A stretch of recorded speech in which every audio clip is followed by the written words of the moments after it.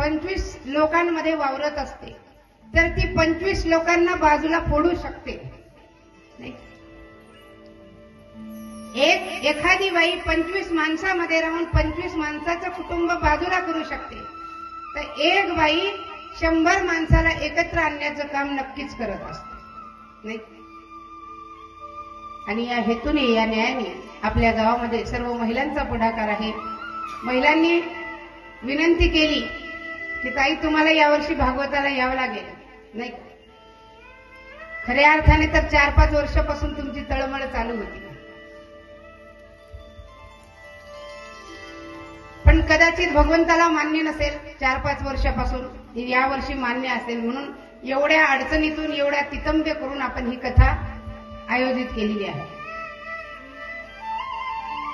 आणि खरं सांगू का, महिलाने ठरवलं ना, महिला काही करू शकते, काही पण नाही. आता जर इथं बसल्या बसल्या तुम्ही ठरवलं चंद्रावर सूर्यावर जायचं तरी जाऊ शकता.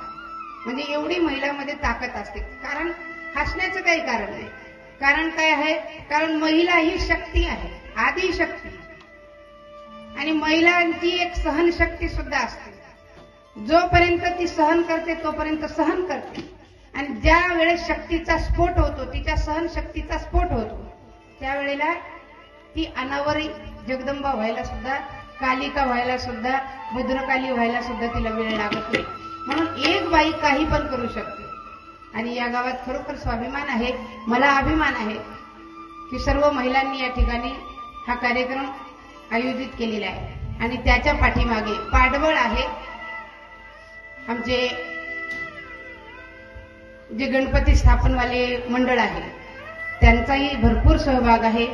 त्यांनी सुद्धा या कार्यक्रमासाठी तन मन धनाने या ठिकाणी सहकार्य केलेले आहे. आणि तसे सर्वच जण आहेत म्हणा, फुल नाही फुलाची पाकळी देणारे भरपूर आहेत नाही. पण मला असं वाटतं सगळ्यांनी जर फुलं